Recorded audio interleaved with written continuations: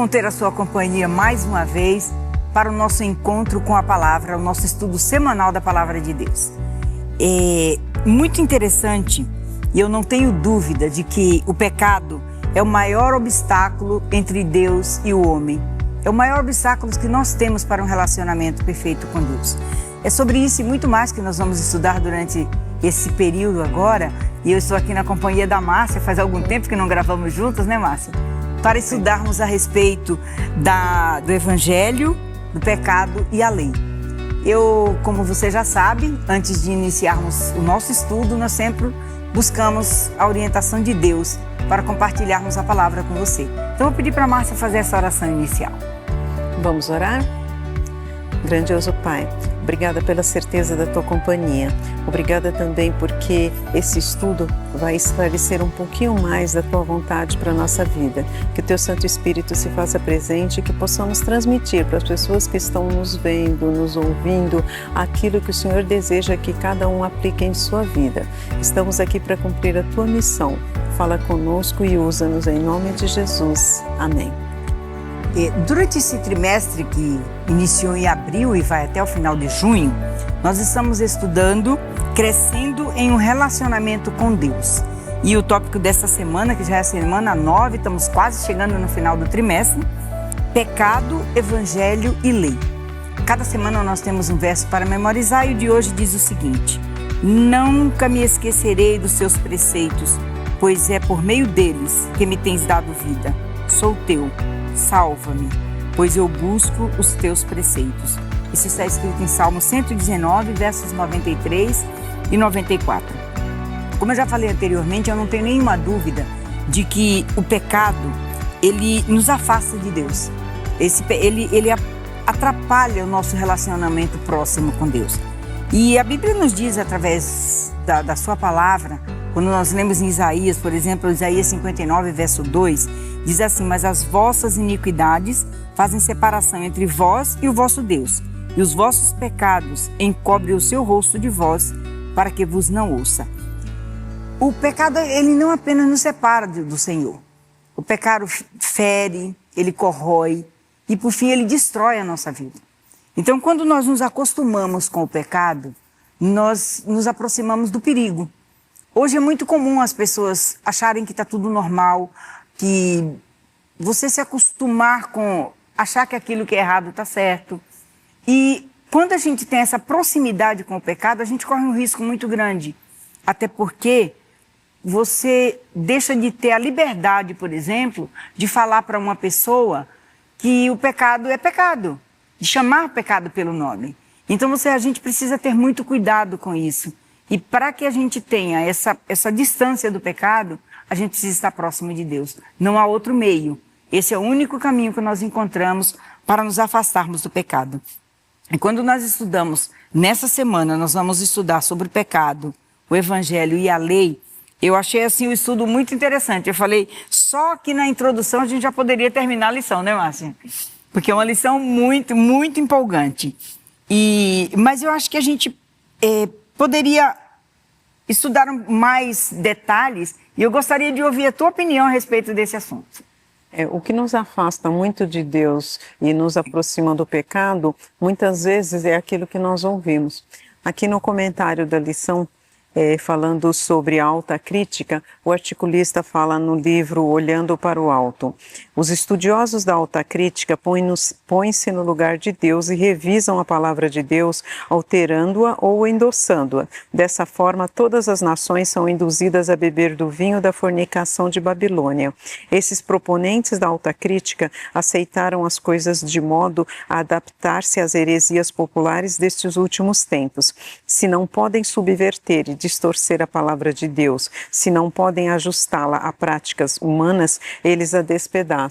Então, o que acontece? A alta crítica ensina as pessoas, muitas vezes, a selecionar o que é verdade dentro da palavra de Deus. E isso faz com que as pessoas fiquem assim, bom, se a palavra de Deus não é tão confiável assim, se eu posso escolher o que é verdade e o que não é verdade, eu também posso escolher o que é pecado e o que não é pecado. E aí nós começamos a dar outros nomes. Então, assim, não é pecado, é assim um incômodo. Né, aquilo que a pessoa fez foi diferente, né, é a verdade dela. E nós vamos colocando outros nomes, porque a gente às vezes não quer chamar o pecado pelo seu nome real, porque aí nós vamos ter que dar para a pessoa a definição de pecado. E qual que é a definição de pecado? É aquela encontrada na palavra de Deus. Mas que palavra de Deus? Aquela que a autocrítica diz que não é confiável? Então, você fica assim, e agora, como é que eu falo? Por onde eu começo? Então, tudo começa pela palavra de Deus. Eu acredito que a Bíblia é a palavra de Deus? Sim. A partir daí eu vou ler e Deus vai esclarecer o que é pecado e o que é a vontade dele para a nossa vida. Aí nós vamos começar, nós vamos ter uma base para começar a estudar. Porque senão você decide o que é pecado baseado em quê? Qual que é a sua formação? A sua opinião? Né? Qual é a sua opinião? Né? É igual a lei, né? A lei brasileira. Tudo que é feito em termos de julgamento, em cima do quê? De uma lei que está escrita e que é aceita por todas as pessoas. Agora, se não existe lei, não existe pecado. É terra sem dono. Terra sem dono. Sem dono. E isso nos leva a distrações e a cair em tentações. Aqui, como nós vemos na história de Sansão. Sansão, ele foi designado por Deus para libertar o seu povo dos filisteus. Ele foi um milagre, a mãe dele era estéril. Ele foi um milagre a gestação. Ela foi orientada a educá-lo nos caminhos do Senhor para que ele seguisse a orientação de Deus para libertar o seu povo. Só que Sansão, ele resolveu, como você falou, agir por sua própria conta. Ele resolveu decidir o que era certo e o que era errado. Ele se distraiu, ele foi brincar com o pecado bem de perto. Ele fez coisas que ele não deveria ter feito. Ele desceu a Tímina para se misturar com os filisteus. Ele foi buscar uma esposa no meio dos filisteus, coisa que não era a orientação de Deus. Então ele decidiu qual era a sua verdade, ele decidiu o que não era pecado para ele. Ele quis viver dessa maneira. E isso trouxe consequências. E as consequências que a gente encontra da história de Sansão são grandes. Eu gostaria que você falasse sobre o que ele nos ensina a respeito disso. Sansão, ele confiava em si mesmo. E em Jeremias 17, capítulo 9, nós vemos o seguinte: enganoso é o coração mais do que todas as coisas. Então, confiar em si mesmo a ponto de achar que você é o padrão de referência para as outras pessoas, você está certo e os outros é que tem que se adaptar à sua forma de ser, isso já começa errado, porque o nosso padrão de referência é Jesus. Né? Aqui no estudo da lição, nós vemos o seguinte: Jesus entende a nossa condição, mas ele repreende a nossa indiferença. E Sansão, ele não podia ser repreendido, porque ele não aceitava. Quando ele escolheu uma mulher que não era do povo de Israel, os pais foram falar com ele e disseram assim: poxa, mas não tem nenhuma mulher no nosso povo que você possa escolher? Aí ele respondeu: não, é essa que eu escolhi, é essa que agrada aos meus olhos. Então, assim, a verdade de Sansão, ela era muito frágil, era aquilo que agradava aos olhos dele. Tanto que ele se casa, perde a paciência na festa do casamento, larga a mulher, larga todo mundo e volta para casa dos pais. Aí volta depois de um mês para reaver a esposa que ele tinha... Sabe assim, ele não tinha uma base sólida. Então, quando você não tem essa base sólida, Jesus entende. Ele aceita, ele viveu nessa terra, ele sabe que você é humano, mas você tem que se render a ele e não confiar em você mesmo. Assim, você acha que alguma coisa é certa ou errada, mas o que a palavra de Deus diz a esse respeito? Então, é abrir a Bíblia e estudar a palavra de Deus e tendo como referencial assim, o que Deus quer me mostrar? E ir com o coração aberto, porque muitas vezes Deus, ao nos mostrar a verdade dele, ele vai mostrar que aquilo que nós aceitamos não é a vontade de Deus. E aí, se você o ama de fato, você vai ter que aceitar a vontade dele. Só que isso tem que ser feito com amor. E não é porque Deus quer assim, não, você tem que aceitar por amor, e isso você só consegue no relacionamento com Deus, relacionamento diário com Ele. Cada dia você vai estudando a palavra de Deus, lembre-se, a Bíblia, Deus fala com você. quando você estuda a Bíblia e quando você ora, você fala com Deus. Então esse relacionamento, essa troca vai fazer com que você aceite as coisas de uma forma mais maleável, mais fácil, e até chegar ao ponto que você não vai querer desagradar a Deus, porque Ele te ama tanto, Jesus te amou tanto a ponto de vir e morrer no seu lugar, que você vai falar assim, não, eu não quero desagradar ao meu Senhor. E aí Ele passa a ser o Senhor da sua vida. Hoje em dia, qual que é o problema? Que era o mesmo problema de Sansão. Jesus era o Salvador, Deus era o Salvador. Só que Deus não quer ser apenas o Salvador, Ele quer ser o Senhor da nossa vida. Quando Ele é o Senhor da nossa vida, nós acabamos fazendo aquilo que o agrada de uma forma natural, de uma forma fácil, né? Quando nós nos aproximamos de Deus, nós conseguimos vencer mais as tentações, porque Ele nos fortalece. Uma coisa que me chama a atenção na história de Sansão é que, apesar de tudo que ele fez, apesar de todas as loucuras que ele viveu, ele era um homem forte fisicamente, mas fraco emocionalmente. Mas, apesar de tudo, no final da sua vida, ele lembrou-se do Deus que ele conheceu. E ele teve fé o suficiente para orar e falou assim, Senhor, dá-me fé, mas só mais esta vez. E ele cumpriu a missão que ele veio a esse mundo para fazer. Ele conseguiu destruir os filisteus, destruir os inimigos, e ele, no final da sua vida, ele matou mais gente do que durante a vida inteira. Mas isso porque em algum momento ele se lembrou de Deus e se arrependeu. Então, isso nos faz pensar que quando nós estamos vivendo nesse mundo de pecado que a gente vive, faz parte da nossa vida, porque nós nascemos nele, mas nós precisamos sempre ter em mente que sozinhos nós não podemos fazer nada. Mas com Deus, a gente pode fazer tudo. E a gente pode, mesmo quando cair, porque é normal do ser humano cair, se arrepender, voltar a Deus, pedir perdão e seguir em frente. E esse foi um exemplo da história de Sansão que me chama muito a atenção, porque ele poderia simplesmente ter se perdido diretamente, mas ele ainda teve um momento de arrependimento. E aí eu gostaria de perguntar a você que está nos assistindo, em algum momento da sua vida você tem fraquezas que você precisa buscar a Deus e pedir forças? Você precisa pedir perdão a Deus e se arrepender e ter fé de que Ele vai te salvar? Se você, deixa aí nos seus comentários, o que você acha a respeito disso.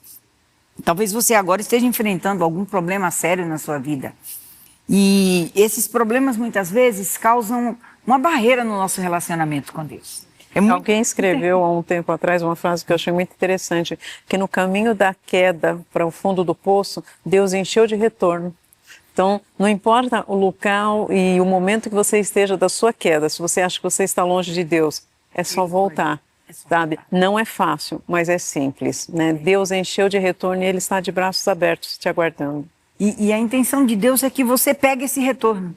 Porque assim, você pode cair, mas você não precisa ficar no chão. Exatamente. Você pode se levantar. E a Bíblia traz muitas mensagens a respeito dessas barreiras, dessas quedas. E tanto Jesus quanto Paulo, eles falaram bastante a respeito disso, né? E tem muitas expressões fortes a esse respeito. Uma delas que a gente já deve ter ouvido bastante, aquele que está em pé, cuide que não caia.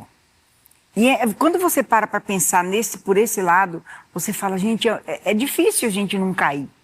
No mundo que a gente vive hoje, no mundo de pecado que a gente vive, você se manter firme é difícil. Tanto para uma criança, para um adulto, para um jovem, é difícil se manter firme. Mas em Deus é possível. E aí, quando a gente vê esses versos na Bíblia, Márcia, são vários esses textos que falam do nosso relacionamento com Deus e sobre esses obstáculos que nos impedem de crescer em Cristo, baseando nessas mensagens, que mensagem você daria? Eu creio que, às vezes, a Bíblia, ela usa termos muito duros para nos mostrar que o pecado, ele é, assim, abominável aos olhos de Deus. Então, por exemplo, muitas barreiras, elas são colocadas em Marcos, capítulo 9, versos 42 a 48, e falam assim: Quem fizer tropeçar um desses pequeninos crentes, melhor lhe fora que se lhe pendurasse ao pescoço uma grande pedra de moinho e fosse lançado no mar. Então é melhor você ser lançado no mar do que você fazer tropeçar uma criança. E se a tua mão te faz tropeçar, corta, pois é melhor entrares maneta na vida do que tendo as duas mãos ires para o inferno, para o fogo inextinguível, onde se o teu pé te faz tropeçar, corta-o. É melhor entrares na vida aleijado do que tendo os dois pés seres lançados no inferno. E se um dos teus olhos te faz tropeçar, arranca-o. É melhor entrares no reino de Deus com um só dos teus olhos, que tendo os dois seres lançados no inferno, onde não lhes morre o verno, nem o fogo se apaga. Ou seja, Deus não quer mostrar que, por exemplo, a nossa mão nos faz pecar, então a gente corta a mão. Deus não é favorável à automutilação, isso não é uma defesa disso, mas Deus quer nos mostrar que nós temos uma parte a fazer. Por exemplo, vamos trazer alguma coisa assim para a área da saúde. Você precisa fazer uma dieta especial porque você está com uma doença, vamos supor uma diabetes, você não pode comer açúcar. Aí o médico orienta você vai na nutricionista, ela passa todas as orientações, passa uma alimentação para fazer, você pega todas as orientações, passa na farmácia, compra os medicamentos e chega em casa, continua comendo normalmente o que você come, não toma o remédio. Não vai fazer diferença nenhuma. Tudo que você fez, todo o diagnóstico que foi feito, todos os profissionais envolvidos. Então, o que você pode fazer? Por exemplo, se no caso da diabetes, você não vai comprar doce. Porque se você tiver o doce em casa, a tentação vai ser maior. Então, sempre tem alguma coisa que você pode fazer. Isso não é salvação pelas obras. Isso é não entrar no terreno da tentação. Então, você tem alguma coisa a fazer. E esse alguma coisa é que Deus fala para você, olha, se a sua mão está te fazendo escandalizar, corta a mão. Então, ou seja, faça a sua parte, aquilo que você pode fazer. Né? Parece assim uma expressão muito forte, né? Parece não, é muito forte. Mas a intenção é te dar um choque mesmo. Porque às vezes quando você vai com muito carinho, a pessoa não entende. Às vezes você tem que ir assim, de maneira abrupta, para te acordar para a vida.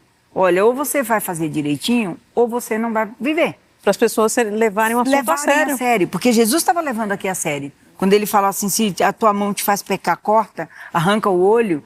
É uma prova de choque que ele está dando para você entender que pecado não é brincadeira. E que você não deve brincar com o pecado de maneira nenhuma. Às vezes as pessoas falam assim, não, eu sou forte o suficiente. Não é. Me basto. Ninguém é forte o suficiente. Eu me basto, eu dou conta, eu consigo. Não, sozinho a gente não consegue. E por isso a gente não pode brincar. E quando a gente fala dessa maneira do pecado, nós encontramos na palavra de Deus a lei de Deus que nos mostra o que é o pecado. Eu sempre gosto de lembrar que a lei não salva, mas ela nos aponta o caminho da salvação. E aí, os 10 mandamentos, eles foram escritos pelo dedo do próprio Deus. Foi Deus quem escreveu os 10 mandamentos. Ele afirmou a importância dele para a nossa vida. A palavra de Deus aos israelitas, foi dada aos israelitas no Sinai, mas ela chega até nós hoje. E é importante, como a gente vê em Hebreus 11, verso 1 e 2, que diz o seguinte.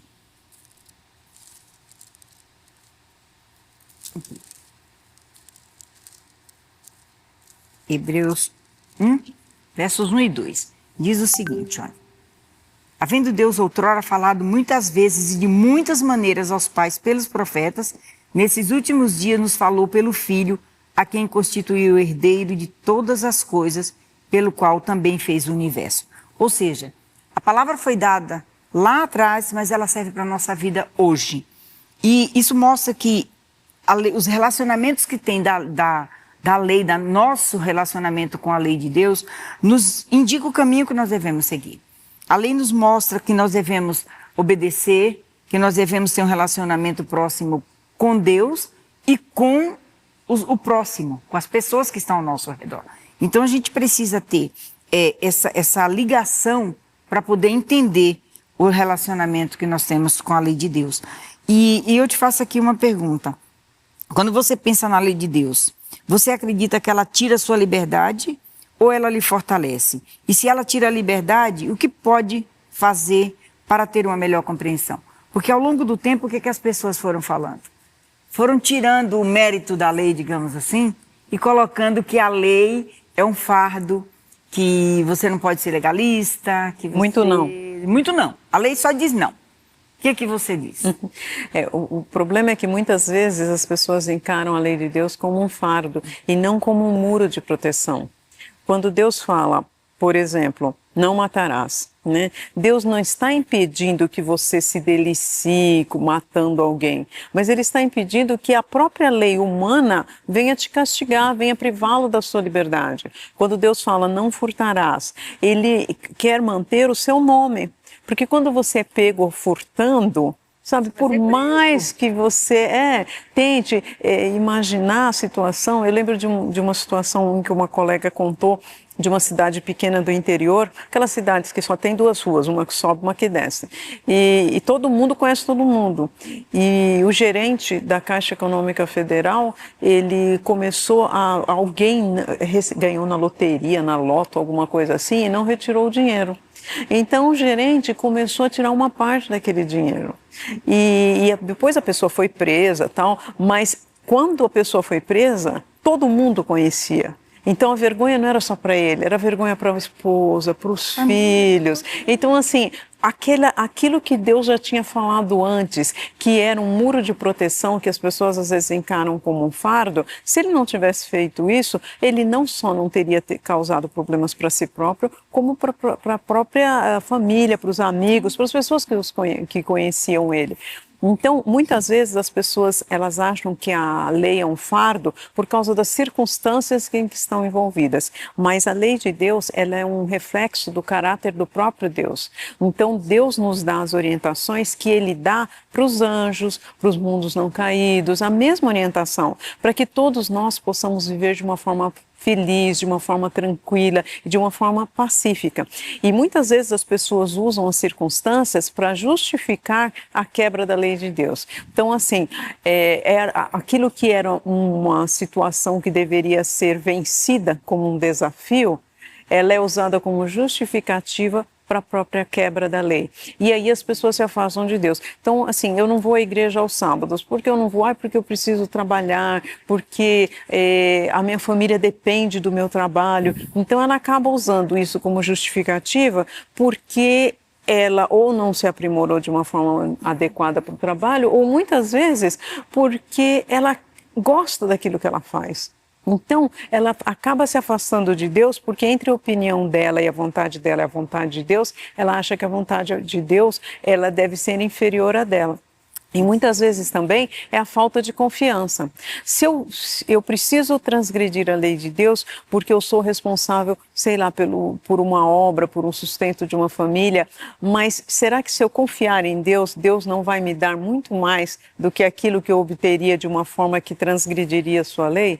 É só fazer o teste. Você não precisa acreditar naquilo que nós estamos falando. Faça o teste, obedeça a lei de Deus e veja que Deus vai cuidar de você. Deus sempre fala, né? Se você cuida da minha vontade, eu vou cuidar da sua. Se você cuida da minha família, da família de Deus aqui na Terra, Deus vai cuidar da sua família. É só você fazer a sua parte, mas para isso você precisa confiar. E para você confiar, a gente volta no início da lição, né?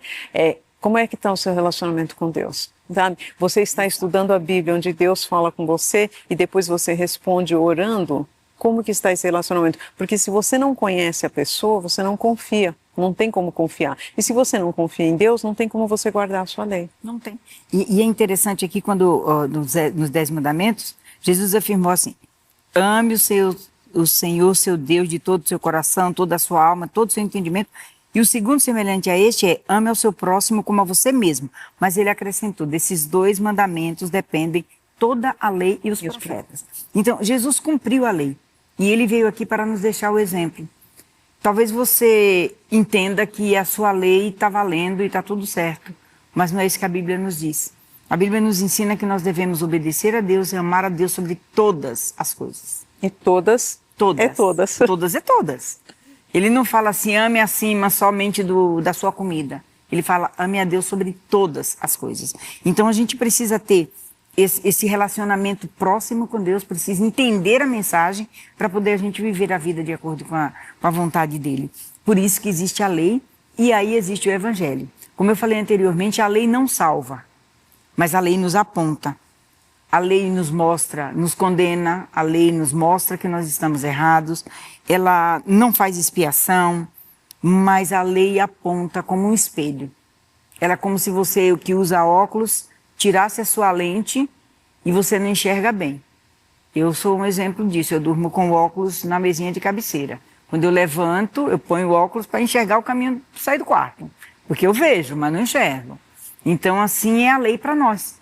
A gente precisa ter essa lei para a gente entender, para a gente compreender o que a gente está fazendo de errado, porque ela nos serve desse espelho para a gente poder, de uma lente para a gente poder enxergar melhor. Mas quando Deus deu a sua lei para nos proteger desse relacionamento, Jesus está no meio da lei. E quando você ama a Deus, quando você segue os seus passos, a lei não é pesada para você. Agora, quando você quer agir da sua própria forma, você quer agir a sua revelia, aí a lei passa a ser um fardo. Ela acaba sendo um peso para você carregar por onde você vai. Mas quando você entende o Evangelho, aí sua vida muda. Porque o Evangelho está aqui para nos mostrar que Jesus não aboliu a lei, que Jesus veio, que ele também cumpriu a lei e nos deixou o exemplo para que nós também cumpríssemos. E é muito interessante isso aqui, que Jesus está no centro da lei. O amor, Jesus é amor e o amor está no centro da lei. Ele ama o seu próximo como você mesmo, ame a Deus sobre todas as coisas. Então, quando a gente vê esta colocação aqui, a gente pensa o seguinte, Márcia, o amor de Jesus está no centro da lei. Ele diz que se você ama, você guarda os mandamentos. E quando nós amamos, realmente nós guardamos naturalmente. A gente não precisa ser forçado, não precisa ninguém ficar dizendo, olha, vai fazer, porque você faz por amor. E se a lei e o Evangelho caminham juntos, como que nós podemos evitar, mesmo valorizando a obediência à lei, podemos evitar o legalismo que a gente já falou aqui? Eu acho que tem uma frase aqui do livro Parábolas de Jesus que esclarece muito isso.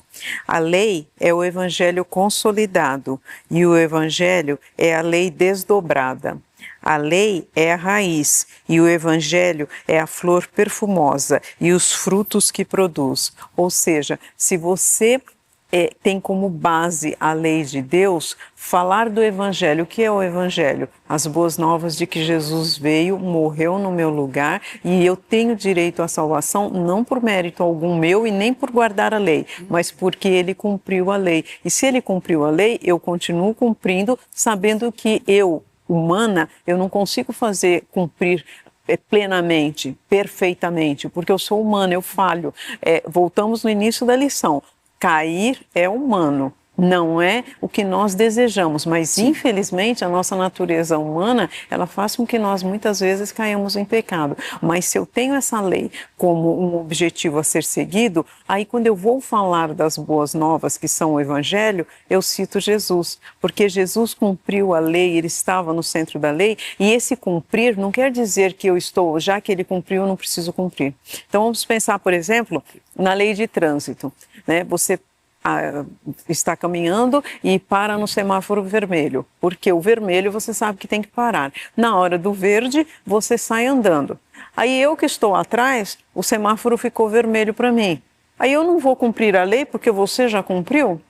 Não tem lógica. Então, assim, você cumpriu a lei, Jesus cumpriu a lei e cabe a mim também cumprir a lei. É isso que Deus espera de nós. E aí, quando nós cumprimos a lei, nós temos autorização da palavra de Deus para falar das boas novas, falar que Jesus cumpriu a lei, que ele veio e morreu no nosso lugar, e para sermos salvos, a única coisa que nós precisamos é aceitá-lo como Salvador. É isso que garante a nossa salvação. E como resultado, eu cumpro a lei de Deus. E aí eu não caio no legalismo, porque eu cumpro a lei de Deus porque eu fui salva, e não para ser salva, Isso é importante que você está falando, porque assim, quando a gente aceita o Evangelho, a gente entende a lei, aceita o Evangelho e a gente é salvo pela graça de Deus. Sempre. Os nossos méritos não servem para nada, nós somos salvos pela graça. Nós não temos mérito. Não temos mérito nenhum.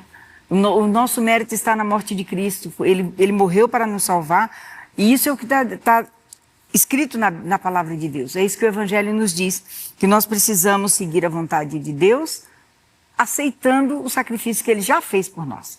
Isso é uma coisa assim que muita gente às vezes não consegue entender e acha que a vida vai seguindo o seu fluxo natural sem muitos problemas. Mas a gente precisa entender que a gente só é salvo pela graça de Cristo. Sozinho nós não vamos conseguir. E se nós não aceitarmos, entendermos que a lei é que nos aponta e o Evangelho nos transforma, nós não aceitaremos essa graça. Nós precisamos disso. E nós estamos nos aproximando já do nosso tempo final. E eu gostaria de lembrar que no finalzinho do nosso estudo, fala do Sermão do Monte. Jesus faz um apelo muito forte no final do sermão, quando ele fala em Mateus 7, de 24 a 29, que ele fala, nem todo aquele que diz Senhor, Senhor, entrará no reino do céu. E isso é uma coisa assim que me chama muito a atenção. Porque às vezes eu brinco, eu falo, a gente veste a capa de crente, vem para a igreja, ok. Mas será que nós estamos realmente sendo filhos de Deus? Será que nós estamos vivendo o Evangelho aqui e fora? Deixa você nos seus comentários também. E o que você acha a respeito, Márcio? Na realidade, pecado, esse viver o Evangelho, lembra de uma palavra, a palavra hebraica para pecado, que é katá. Katá significa errar o alvo. Então, quando nós, como cristãos, nós tentamos seguir a lei de Deus e nós caímos, nós pecamos. E por que pecamos? Porque não era esse o nosso sonho. Nosso objetivo é que a gente conseguisse cumprir tudo direitinho. Mas como seres humanos, a gente não consegue fazer isso. Por isso que nós precisamos da graça de Deus. Porque aí, quando eu aceito a Jesus como meu Salvador, na hora que Deus olha lá de cima, Deus Pai olha lá de cima e me vê com todas as minhas falhas, os meus defeitos, Ele vê a justiça de Jesus que está sobre mim. Não porque eu seja digna, não porque eu tenha mérito, mas porque eu aceitei que Jesus morreu no meu lugar, porque eu não tenho como cumprir a lei sozinha, como ser humano eu não consigo. E isso faz toda a diferença. Então, assim, o nosso alvo é a perfeição. Mas como seres humanos, nós nunca seremos perfeitos. Nós sempre precisaremos ter como alvo ser como Jesus. E em algum lugar a Bíblia fala que quando a gente não consegue atingir o alvo perfeito, Deus completa aquilo que nós não conseguimos. Então, cabe a nós fazermos o nosso melhor. E aquilo que nós não conseguimos, Deus vai completar, né? E aí, Jesus realmente vai ser visto na nossa vida. E aí, nós vamos voltar no que foi solicitado anteriormente. Como é que os seus vizinhos te veem? Como é que as pessoas no seu condomínio, no seu local de trabalho, como é que elas te veem? Como um cristão de fato ou de fita? Sabe, aquele que só fala muito, mas na realidade, na hora de cumprir, não é uma pessoa legal, não é gente boa, como nós costumamos dizer. Então, como é que as pessoas te veem? Então, a lei, ela vai fazer diferença na sua vida se Jesus fizer diferença na sua vida. E para isso, você precisa andar com Ele. Por nossas próprias forças, nós não podemos fazer nada. Nós não temos como vencer o pecado. Nós não temos como viver uma vida digna de sermos filhos de Deus. Nós precisamos da lei de Deus, nós precisamos entender o Evangelho e nós precisamos aceitar a graça de Cristo Salvadora. Aí sim, nós estaremos aptos para morar no céu. Porque aceitando esta graça, aceitando a salvação, que é dada de graça, apesar do preço ter sido extremamente alto, nós recebemos de graça a salvação que vem por Cristo. Porque a lei foi dada para nós seguirmos, o Evangelho foi dado para nos orientar e nós precisamos aceitar essa graça salvadora de Cristo. E só assim nós seremos salvos. Eu espero que você tenha entendido a mensagem que nós deixamos aqui através da palavra de Deus, para que você aceite a Cristo como seu Salvador e aceite essa graça salvadora. E assim você terá o seu passaporte para morar eternamente nos céus. Nós estamos chegando ao final da nossa lição. Eu gostaria de orar para finalizarmos agora. Senhor Deus, a nossa gratidão a Ti, porque passamos aqui mais alguns momentos compartilhando a Tua palavra com os nossos amigos, com os nossos ouvintes. Nós temos a certeza de que através da Tua palavra nós podemos compreender o que Tu tens a nos dizer e caminharmos junto contigo, nos aproximarmos mais de Ti para um dia morarmos contigo eternamente nos céus. Nós Te agradecemos esta oportunidade e Te pedimos essa bênção em nome de Jesus. Amém. Nós ficamos por aqui. O encontro com a palavra dessa semana terminou. Mas na próxima semana você tem um novo encontro conosco. Esperamos por você aqui. Até lá.